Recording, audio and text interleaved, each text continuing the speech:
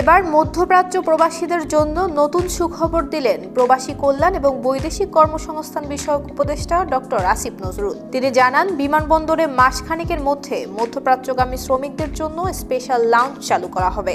আজ ঢাকায় মালয়েশিয়া শ্রমবাজার সম্প্রসারণ বিষয়ে ওয়েজ আর্নার্স কল্যাণ বোর্ড এবং মালয়েশিয়ার পার্কেসোর মধ্যে চুক্তি সই অনুষ্ঠানে তিনি একথা জানান।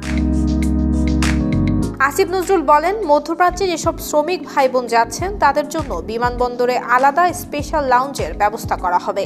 সেই উদ্দেশ্যে এরই মধ্যে জায়গা ঠিক করা এবং সিভিল এভিয়েশনের সঙ্গে কথা বলা হয়েছে।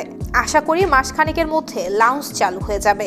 লাউঞ্জ হলে প্রবাসী শ্রমিক ভাই বোনদের যন্ত্রণা লাঘব হবে। এর পাশাপাশি অন্যান্য ভিআইপি সুবিধাগুলোও থাকবে। বিমানবন্দরে প্রবেশের মুহূর্ত থেকে প্লেনে ওঠার আগ পর্যন্ত যে লাউঞ্জ থাকে সেই পর্যন্ত প্রতিটি স্তরে তাদের সঙ্গে একজন লোক থাকবে সহায়তার জন্য।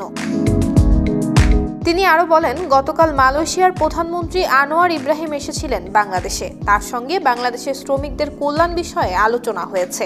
তিনি 18,000 বাংলাদেশিকে মালয়েশিয়ায় যাওয়ার সুযোগ দিচ্ছেন বলে ঘোষণাও দিয়েছেন। এর মানে এই নয় যে নতুন কর্মী। উল্লেখ করে তিনি বলেন, 17,000-এর কিছু বেশি কর্মীর সব কাগজপত্র ঠিক থাকা সত্ত্বেও মালয়েশিয়া সরকারের সময়সীমার মধ্যে সেদেশে যেতে পারেননি। নানান জটিলতার কারণে তারা মালয়েশিয়া যেতে পারেননি।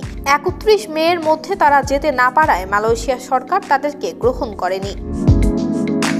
মালয়েশিয়ার প্রধানমন্ত্রীর সঙ্গে দ্বিপাক্ষিক আলোচনার বিষয়ে উল্লেখ করে তিনি বলেন, প্রধানমন্ত্রী আনোয়ার ইব্রাহিম প্রতিশ্রুতি দিয়েছেন 18,000 বাংলাদেশিকে মালয়েশিয়া যাওয়ার সুযোগ করে দিবে।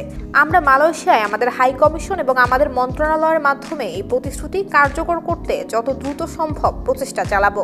এ বিষয়ে মালয়েশিয়ার হাই কমিশনারের সঙ্গে মিটিংয়ে বসার কথাও উল্লেখ করেছেন ডক্টর আসিফ নজরুল। নুসরাত জাহান মেহেক, জয় জয় দিন।